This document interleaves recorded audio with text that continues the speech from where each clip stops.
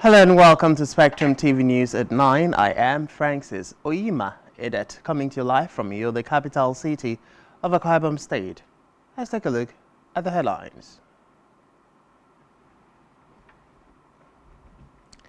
FAAC shares 906.9 billion naira October revenue to federal government, states and local government areas. Akwa Ibom State House of Assembly assures the Akwa Ibomites of readiness to interface with ministries, departments and agencies. Plus, Pope Francis laments, says Israel-Hamas conflict gone beyond war to terrorism. We will bring you details of these stories and more in a moment.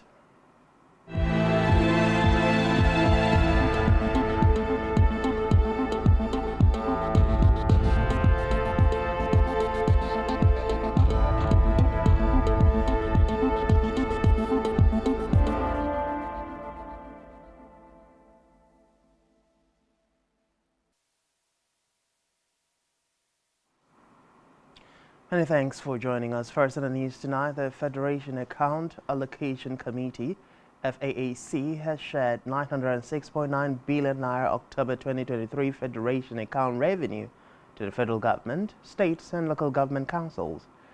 This was contained in a communique issued at the end of the FAAC meeting for November 2023. According to a statement by its Director, President Public Relations Bawa Mokwa today, reports say while the gross revenue available from the value-added tax VAT was 347.343 billion naira, it was higher than the 303.550 billion naira available in the month of September 2023 by 43.793 billion naira.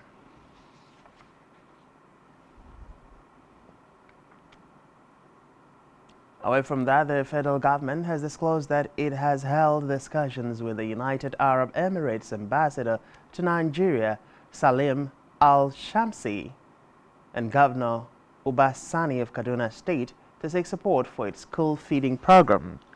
This was disclosed in a statement issued in Abuja today by the Senior Special Assistant to the President on School Feeding, Yetunde Adeniji. Adeniji said her delegation met with the UAE ambassador and the governor at the 52nd United Arab Emirates National Day celebration held in Abuja. She also affirmed that both men had expressed their willingness to give total support for the humanitarian cause being championed by the federal government. The development comes barely 1 week after the federal government announced its proposed plan to feed 100,000 displaced children in the north.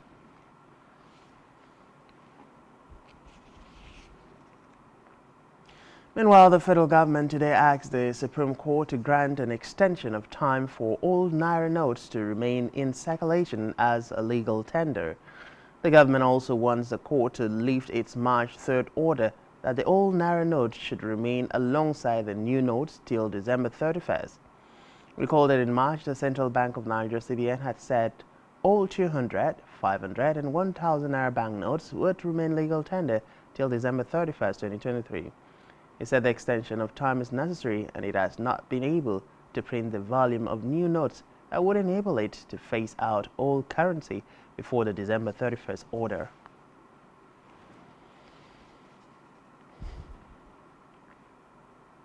In another development, the Vice President Kashim Shettima has said that President Bola Tinubu's administration is committed to the welfare of the Nigerian armed forces, including families of foreign heroes.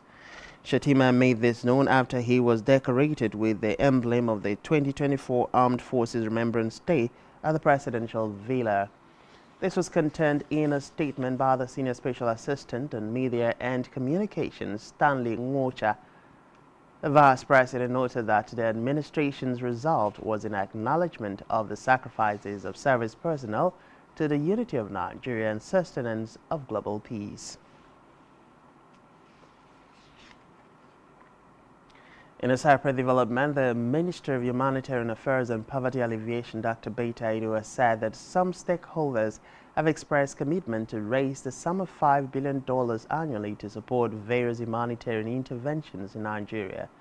The agreement was reached during a strategic meeting between the Minister, United Nations agencies and other development partners at the UN House, Abuja. This is contained in a statement issued to newsmen by the media aide to the Minister, Rashid Zubair, in Abuja. It explained that the meeting was aimed at building synergy to ensure a coordinated approach towards achieving sustainable solutions to Nigeria's humanitarian response.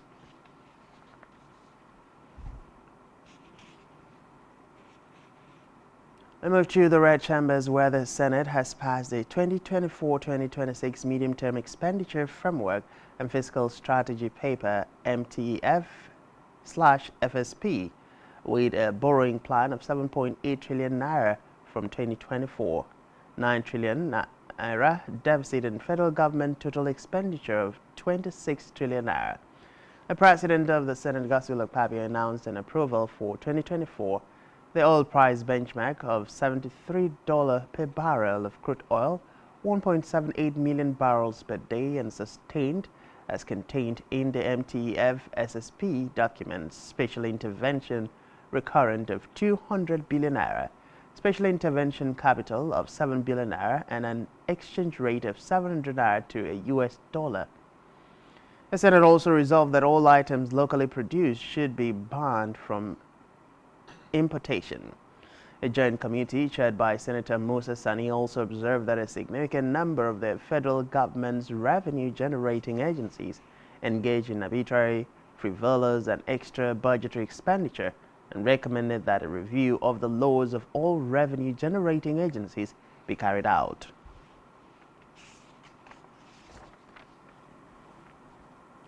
Meanwhile, the Senate has asked the FCT Minister Nyesom Wike to revisit the issue of the Abuja closed-circuit television CCTV project, where a 500 million naira contract to install cameras within and outside the Federal Capital Territory failed.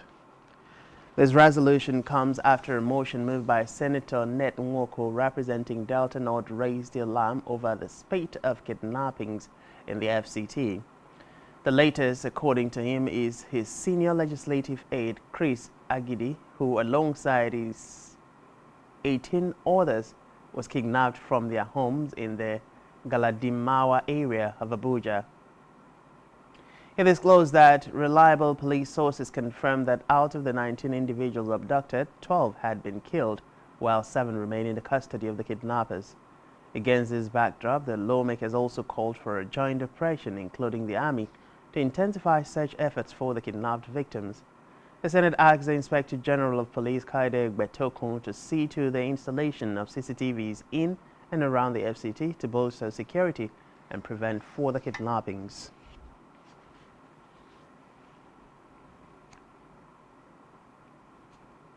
From the Green Chambers, the House of Representatives today raised the alarm over the remitter platform through which the Treasury single account of the federal government is operated.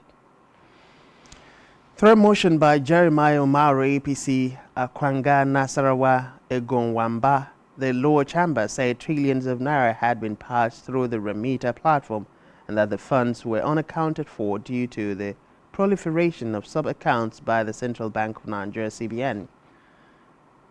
Meanwhile, the House is worried that if this is not addressed, the country will continue to lose revenue.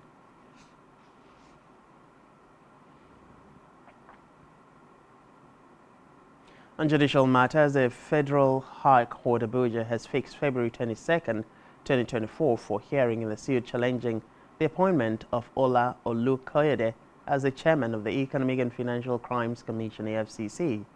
Justice Obiora Egwatu stated this today after the parties agreed that the date was convenient for all the counsel representing the National Assembly. Israel Obaniyi told the court that the legal department of the Assembly passed the information to his team only on Tuesday. He said he would peruse the brief and file his response before the next adjourned date. Meanwhile, the EFCC lawyer R.O. Adekole also told the court that he would also put his house in order before the next adjourned date. The judge subsequently adjourned the matter until February 22nd.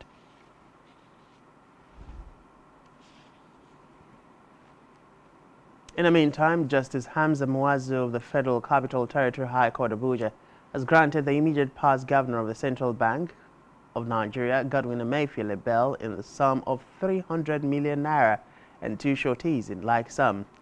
Justice Muazzu said the sureties must have certificates of occupancy and titles of properties within the Maitama district. Emefiele is mandated to deposit all his travel documents with the registrar of the court and must remain within the Abuja Municipal Council. He is also expected to remain in Kuje Correctional Center pending when he meets the bail conditions. This comes 4 months after the Federal High Court sitting in Lagos granted him bail in a sum of 20 million naira.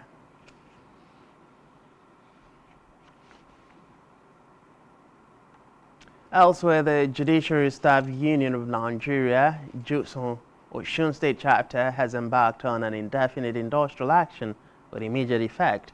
A strike was declared today by the chairman of JUSON in the state, Oluwabenga Olakunle Eludire. The strike is coming on the heels of the protest on Monday and Tuesday by Osun JUSON over the allegations of maladministration against the embattled Osun State Chief Judge Justice Oyebola Adepele Ojo. The JUSON members also accuse her of unduly prosecuting some members of staff and denying them entitlements ranging from restoration of training exercises, arrears of wardrobe allowances from 2021 to 2023, and reinstatement of judiciary staff in the state suspended by Justice Adepele Ojo.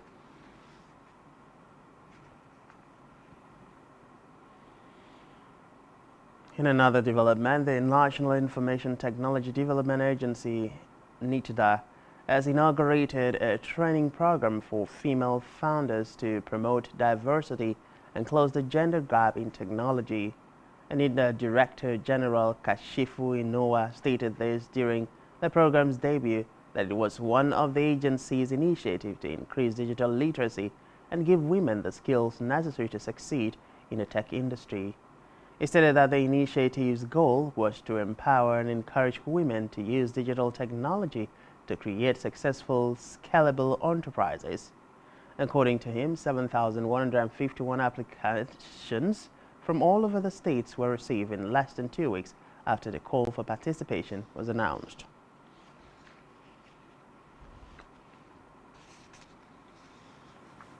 Away from that, Governor Abba Yusuf of Kano State has headed to the Supreme Court to contest the judgment of the appeal court sacking him from office. Recall that the appeal court had sacked Yusuf of the New Niger People's Party (NNPP) over ineligibility to contest, while declaring the candidate of the All Progressives Congress (APC) Nasiru Gawuna winner of the governorship election in the state. There has been confusion over the appeal court judgment that sacked Yusuf. The court has asked concerned lawyers to return certified true copies of its judgment for corrections. The appeal court had ruled that Yusuf was not a member of the NNPP during the election. However, the certified true copies of the judgment triggered confusion as it indicated and indicted that the court upheld Yusuf's victory.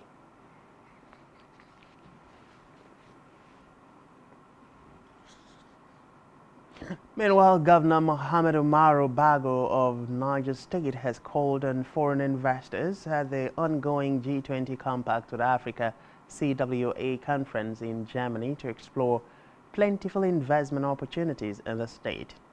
Governor Bago is part of the presidential entourage attending the ongoing G20 Compact with Africa conference in Germany. While hosting several delegates to dinner in Berlin, including those from Niger State, Governor Bago unveiled his administration's new Niger agenda. He explained the agricultural potential of Niger State, noting that the state has the largest landmass in Nigeria and its suitability for crop production. Bago therefore urged the investors to visit Niger State for potential investment opportunities.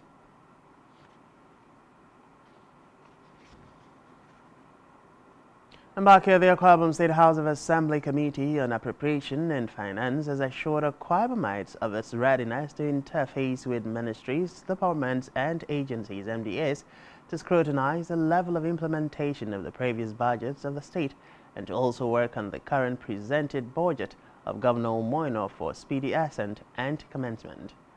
Speaking during a press briefing on the budget presented by Governor Umoino, a chairman of the House Committee on Appropriation and Finance, Dr. Itoritam, noted that Governor Umoino is very interested in implementation of the budget, especially as regards education. Dr. Itoro further reviewed the various plans of the Umoino-led administration in various sectors, including agriculture, security, administration, economic, social, business, and investment, as well as education, amongst others. This is just as she spoke on the total budget estimate of 845 billion naira.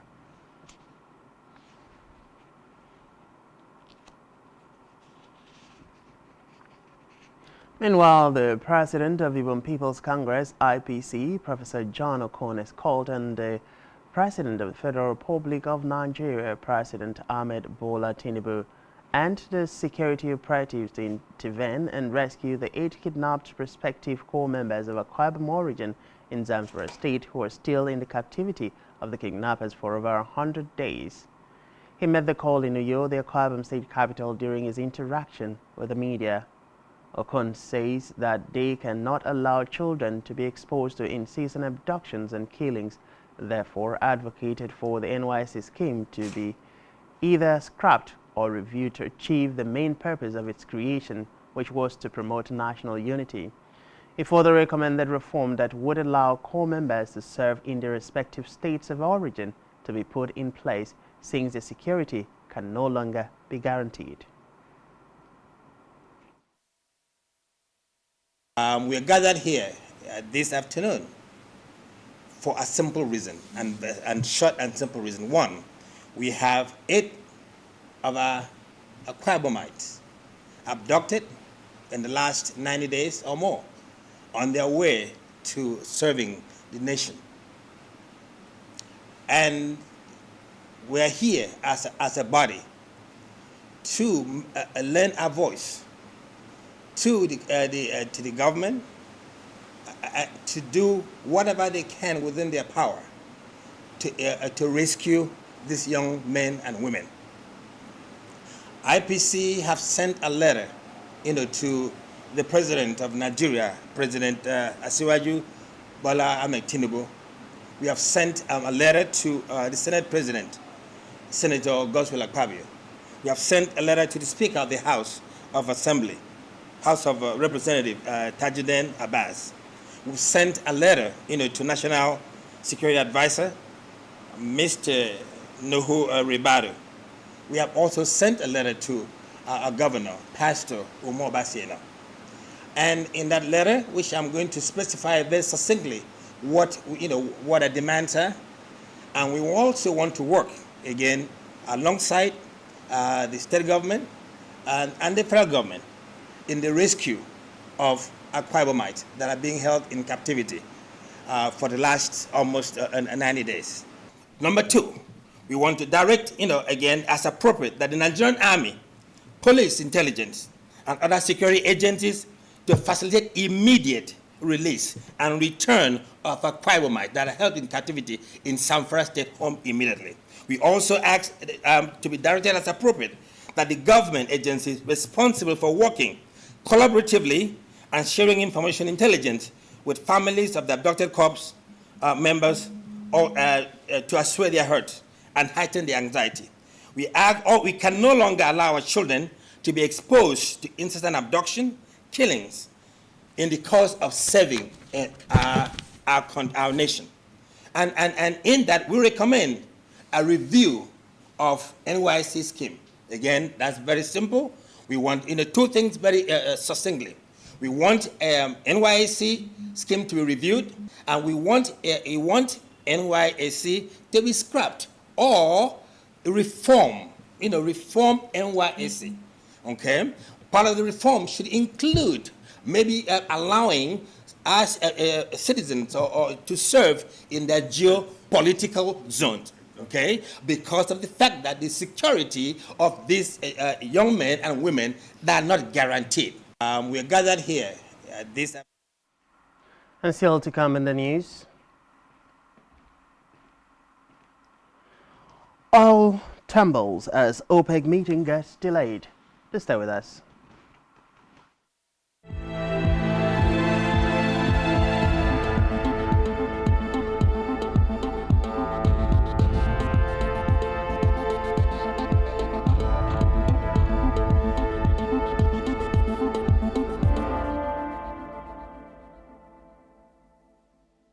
For brilliant broadcasts and entertainment, sports on the go, and news from the world, watch Spectrum TV on StarTimes DTH Channel 421 and free-to-air frequency 12733. Visit our website, spectrumtvlive.ng. Spectrum TV, broadening your horizon.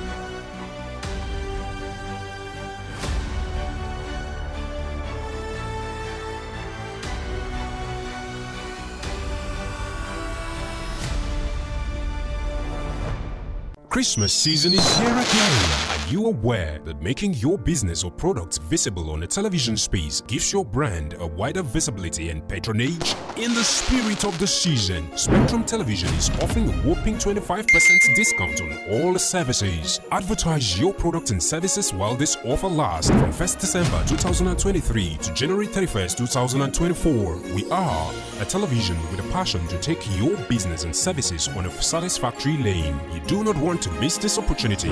For more inquiries, visit our city office at number 2 Taft Plaza Close off Akaitinen Road, Uyo, Akwa Ibom State, or call the following numbers on your screen.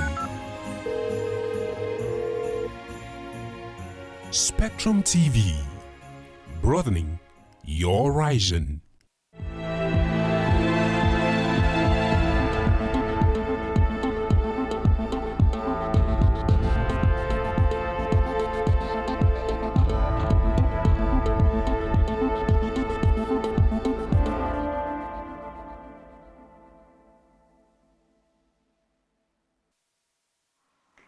Many thanks for staying with us, and now to the rest of our news stories. We move to Africa now, where the ECOWAS Court of Justice will on interim measures in a case between the state of Niger and 7 others and the authority of heads of state and government of ECOWAS and 2 others. The court fixed the date after hearing both parties during its sitting held on Monday, November 21st, 2023, at a seat in Abuja. At the hearing, the applicants, represented by their lawyers, Mukola Yaye and 5 others, argued that the sanctions imposed by the authority of heads of state and government of ECOWAS have adverse effect on the Nigerian people, including shortage of food, medicine and electricity due to the closure of borders and cut-off of electricity supply by Nigeria. They asked the court for interim court orders that will compel the authority of heads of state and government to immediately suspend the sanctions. They said that the respondent overreacted by imposing the sanctions, which were not successive, and that Niger was treated unequally and unfairly compared to the other 3 member states, Mali, Burkina Faso and Guinea-Bissau, that also experienced coup d'etat in recent years.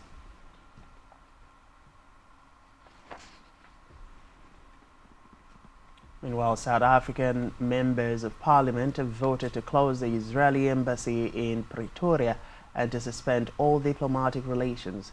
A governing African National Congress, which dominates parliament, has long been critical of Israel and supported the motion in parliament.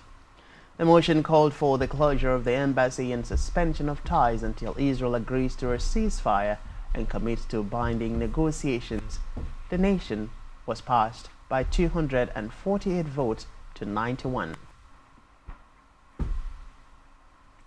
Elsewhere, South Sudan's People Defense Forces SSPDF has been accused of attacking civilians in the Sunday morning ambush that left 40 people dead in the disputed area of Agiel.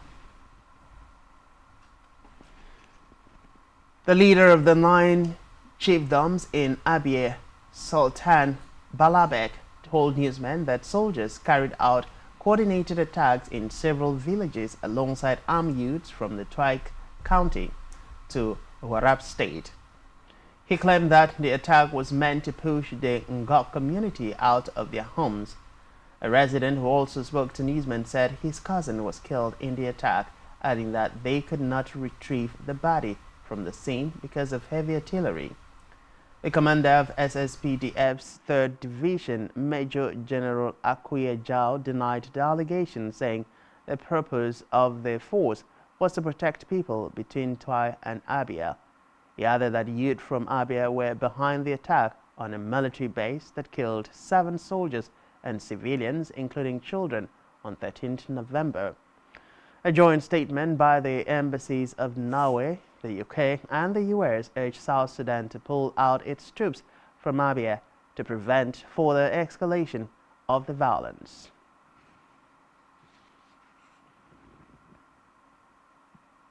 Meanwhile, Ugandan health authorities are currently investigating an unidentified disease outbreak that has reportedly killed at least 12 people in a span of 2 weeks in Kyotera district in the central region. The authorities said affected patients had rashes on the skin which kept widening before dying in a matter of days. Some had swollen limbs. Reports say Uganda's Ministry of Health has collected fresh skin samples from one of the patients who died at a local general hospital last week. Its findings are yet to be shared with the public.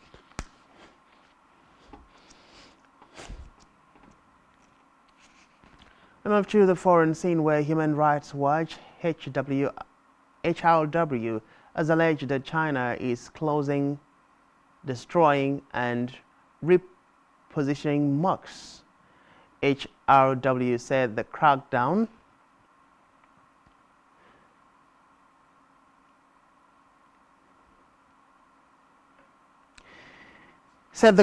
is part of a systematic effort to curb the practice of Islam in China. There are about 20 million Muslims in China, which is officially atheist, but says it allows religious freedom. Observers, however, say there has been an increased crackdown on organized religion in recent years, with Beijing seeking greater control. Acting China Director at Human Rights Watch, Maya Wang, said the Chinese government's closure, destruction, and repositioning of mosques is part of a systematic effort to curb the practice of Islam in China.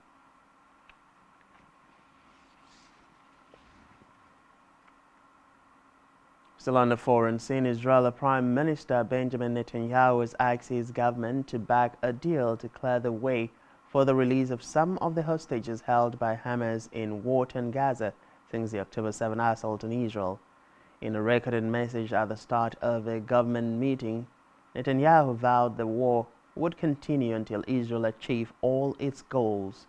A U.S. official had said the deal will include a 4 or 5 day ceasefire, the first pause in 6 weeks of an Israeli bombardment of Gaza.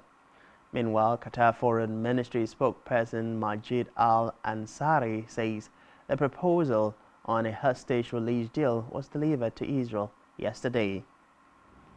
Hamas is reportedly believed to be holding more than 200 hostages taken when its fighters surged into Israel on October 7, killing about 1,200 people. But Netanyahu said Israel's borders mission had not changed.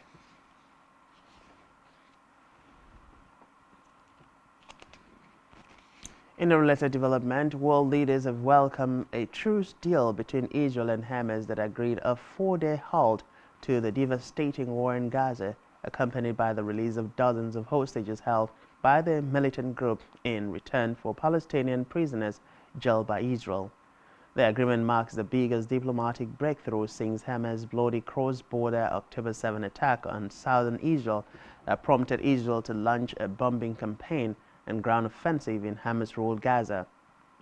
Israel's government and Hamas agreed to a 4-day pause in fighting to allow the release of 50 hostages held in Gaza in exchange for 150 Palestinians imprisoned in Israel, and the entry of humanitarian aid into the besieged Palestinian enclave. According to a U.S. official, the deal, which was brokered by Qatar, Egypt, and the U.S., came after 5 weeks of negotiations.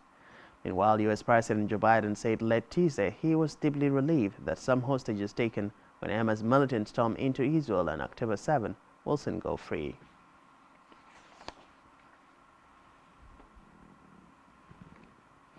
In the meantime, Pope Francis today met separately with Israeli relatives of hostages held in Gaza and of Palestinian prisoners in Israel, saying both sides suffered so much.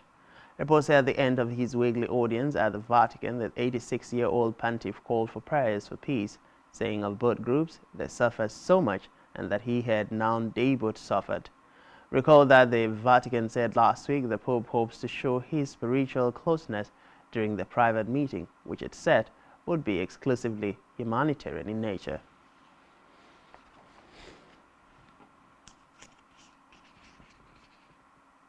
Meanwhile, the Swedish government announced today it would bring forward a draft law by the end of February explicitly banning Hamas activities or support for the Palestinian militant group within Switzerland. Recall that on October 7, Hamas gunmen launched the worst attack in Israel's history that left around 1,200 people dead, most of them civilians. According to the Israeli government, Hamas and other Palestinian militant groups also took an estimated 240 Israelis and foreigners hostage. Israel declared war on Hamas, vowing to bring the hostages home and to destroy the militant group.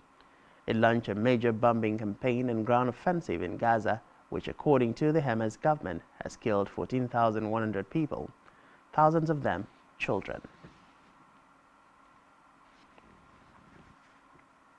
Still on the foreign scene, a Russian actress has been killed in a Ukrainian strike while giving a performance to troops, according to her theater. A dance hall in occupied Ukraine where Polina Menshik was performing was hit by Ukrainian shelling on 19th November. The actress was reportedly giving a show to celebrate a Russian military holiday. Ukraine said about 20 Russian soldiers were killed in the strike, but Russian authorities have not commented on this. According to local reports, Menshak was giving a performance in a local dance hall capable of seating around 150 people.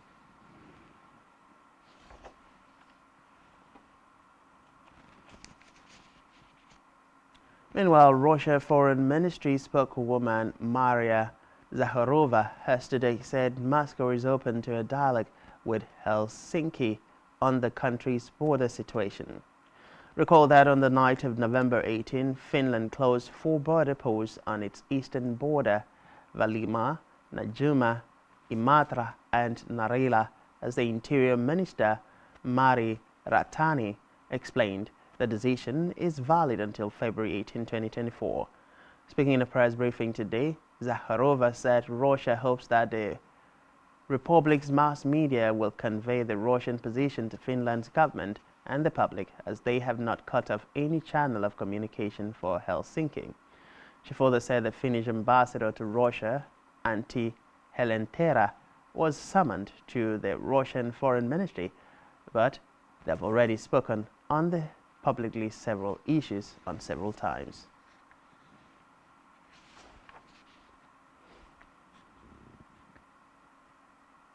Also, a French pilot has been banned from flying after he decapitated a skydiver with the wing of a plane. Nicolas Galli, 40, was struck in the air moments after jumping from the aircraft in July 2018. The pilot, who has not been named, was found guilty of involuntary manslaughter and given a suspended sentence by Montauban Criminal Court. Meanwhile, the Midi-Pyrénées Skydiving School Association, which employed the pilot, has been fined 20,000 euros. According to Le Parisien, immediately after the drop, the pilot of the aircraft began its descent towards the aerodrome tarmac.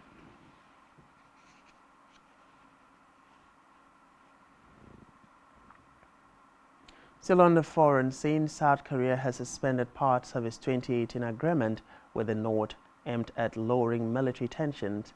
This comes after Pyongyang claimed to have successfully launched a spy satellite into space. The South Korea Prime Minister Han Dok-seol said the launch threatened the country's security. Seol added that the country would resume surveillance flights along its border with North Korea, breaching a no-fly zone established under the military pact.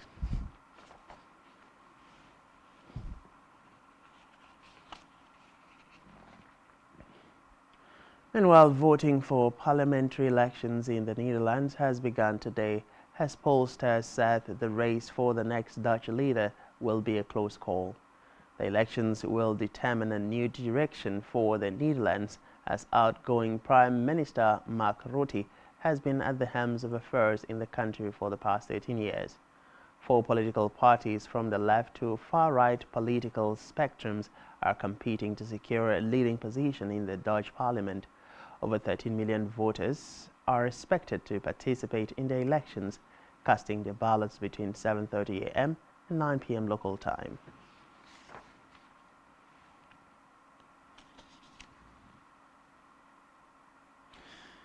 It's now time for the latest business and stock market stories. Here's Blessing Dixon.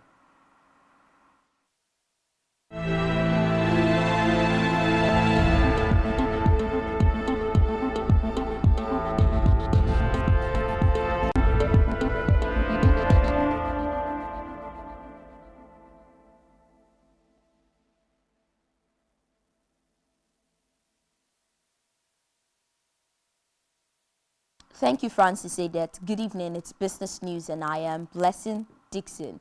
In the news, oil tumbles as OPEC Plus meeting delayed. Oil plunged over 4% today, with WTI crude futures approaching $74 per barrel and Brent crude $79 per barrel as the OPEC meeting was postponed to November 30th. The delay was prompted by Saudi Arabia's dissatisfaction with other member countries' oil production levels. Away from that, the United Kingdom's currency, the British pound, held above $1.25 mark, hovering around its highest level since early September, helped by general dollar weakness as Finance Minister Jeremy Hunt delivered the autumn statement to Parliament. In his address, Hunt forecasted a decrease in inflation to 2.8% by the end of 2024, a stark contrast to March estimate of 0.9%, indicating a more persistent inflationary trend than initially anticipated by the Office for Budget Responsibility in spring. Looking ahead to 2025, inflation is projected to meet the Bank of England's 2% target. Despite early predictions of 0.2 contraction, the economy appears set to grow by 0.6% this year, while projections for both 2024 and 2025 underwent substantial downward revisions, with GDP anticipated to expand by 0.7% and 1.4% respectively. In Nigeria, the cost of preparing Nigerian jollof rice has increased by 220.7% to 13,106 naira in September 2023 from 4,087 naira in July 2016. A new jollof rice index report by SBM Intelligence disclosed this recently. According to the report, the rise in the cost of preparing jollof rice is not unconnected to Nigeria's soaring food inflation rate, which increased to 31.52% in October. The implication is that an average Nigerian household with 30,000 naira minimum wage would have to spend 43% to prepare a single dish of jollof rice. The report, which conducted surveys in 13 markets across the 6 geopolitical zones in Nigeria, disclosed that Wuse 2 in Abuja is the most expensive place to make jollof rice, which stood at 15,900 naira, while the cheapest markets are Onitsha and Anambra at 10,280 naira.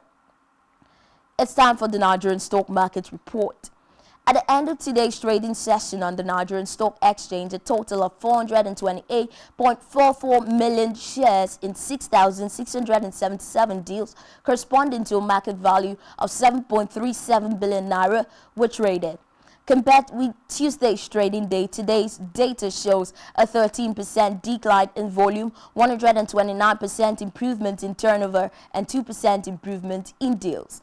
The current market capitalization of the Nigerian Stock Exchange is 39.1 trillion naira. 170 listed equities participated in trading, ending with 36 gainers and 15 losers. Unity Bank led the gainers with a 10% share price appreciation, closing at 1 naira 54 kobo per share. On the losing side, C&I leasing came out last with an end-of-day price depreciation of 7.56% at 5 naira 26 kobo per share. Veritas Capital Assurance recorded the highest volume of 62.1 million traded shares. This is all on business news, and back to Francis Adet for the rest of the news. Good evening. Thank you, Blessing Dixon. And still to come in the news, Boboye makes NPFL return, replaces Christian Obi as Heartland head coach. Please stay with us.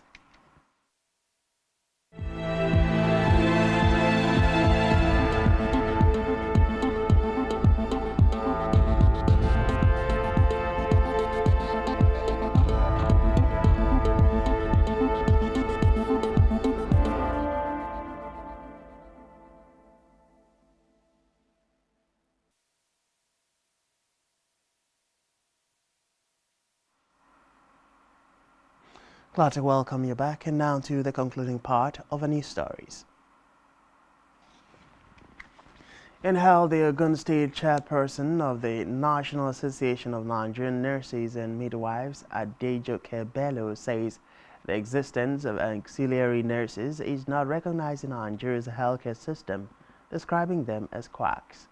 Bello insisted that there is no such role in the nursing profession and that anyone claiming to be an auxiliary nurse is misrepresenting themselves. The NANNM chairperson stressed that many of those described as auxiliary nurses did not undergo the necessary training and licensing required to practice nursing in Nigeria. She added that registered nurses in Nigeria must complete a minimum of 3 years of training, followed by a licensing exams and registration with the Nursing and Midwifery Council of Nigeria.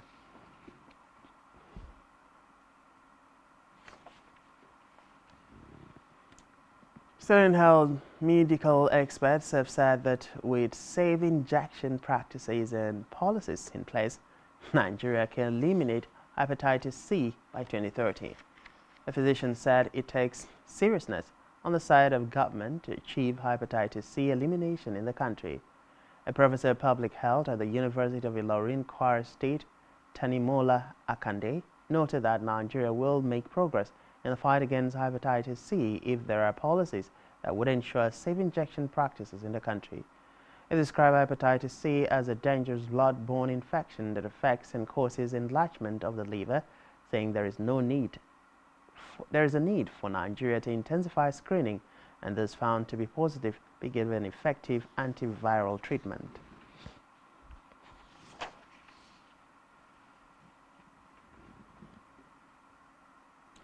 We move over to Tibet David for the latest sports stories.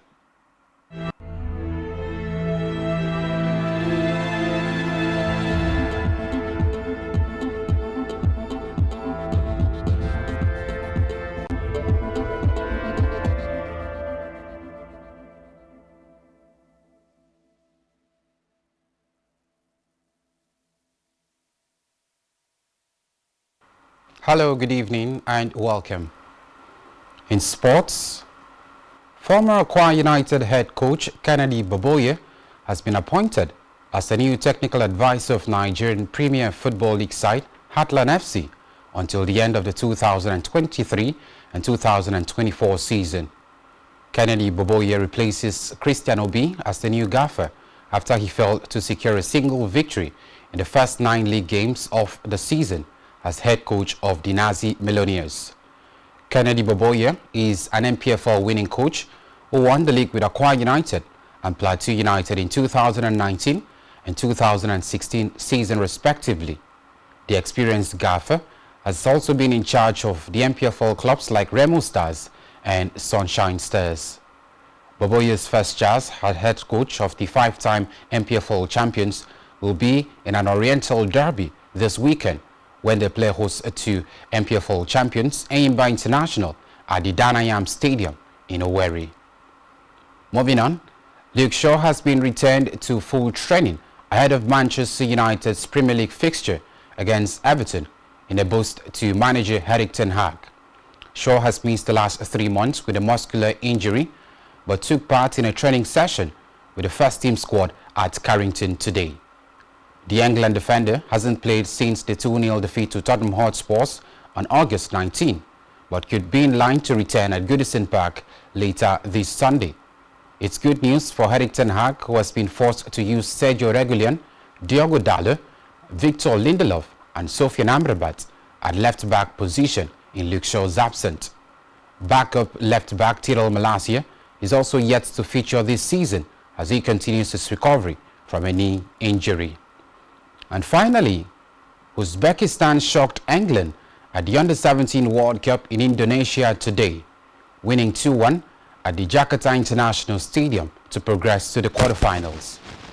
England continued to have the lion's share of possession, but failed to convert it into the meaningful opportunities and paid price, with the goalkeeper expertly calling a free kick from 20 yards into the top left corner midway through the second half.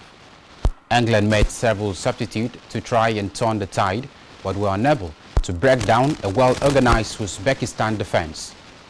Despite the 13 minutes added time on, England failed to trouble goalkeeper Subirov and crash out of the competition, having lost 2 of their 4 games, with wins coming over Iran and New Caledonia. Uzbekistan's remarkable tournament continues, having already beaten Canada 3-0 and drawn with Spain in the group stages. And that's all we have for you on sports this evening. I am Mutabe David. Many thanks to David. On our entertainment news, veteran Nollywood actress Omotala Jalade Kehinde has called out Turkish Airlines for failing to show any Nigerian movie during her 40-hour flight. The actress accused the airline of discrimination against African travelers. Speaking in an Instagram post today, Omotala said during her long flight, only movies from Turkey, Asia, Bollywood, Hollywood and Middle East were shown.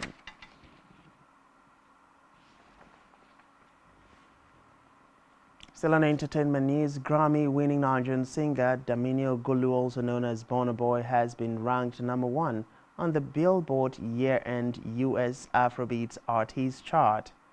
Calm Down crooner Rema took the 2nd spot, while Thames Cameroonian diva La Bianca and Wizkid are placed 3rd, 4th and 5th respectively. Ira star CK Sake, Davido and Oxlade completed the top 10 in the list released via Billboard website. Meanwhile, Rema's Calm Down remix featuring Selena Gomez topped the Billboard year-end US Afrobeat songs chart, while La Bianca's People and Thames Free Mind ranked at number 2 and 3 respectively. Wizkid's Essence featuring Thames and Justin Bieber and Burna Boy's Last Last complete the top 5.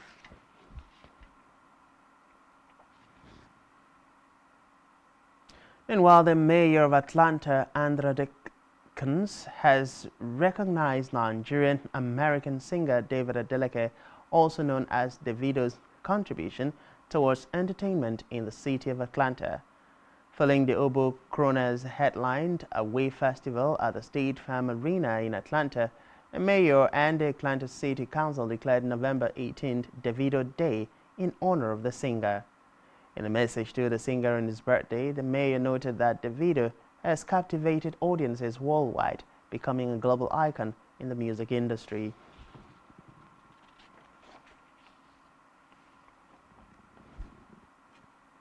Also in the news tonight, Mexican actress Melissa Barrera has been fired from the forthcoming Scream film sequel after the production company said her recent pro-Palestinian social media posts were anti-Semitic. Reports say the star has posted regularly about the Israel-Gaza conflict, including sharing one post that accused Israel of genocide and ethnic cleansing. In a statement, the production company Spyglass said it had zero tolerance for anti-Semitism or the incitement of hate in any form. Meanwhile, Barrera has not yet commented.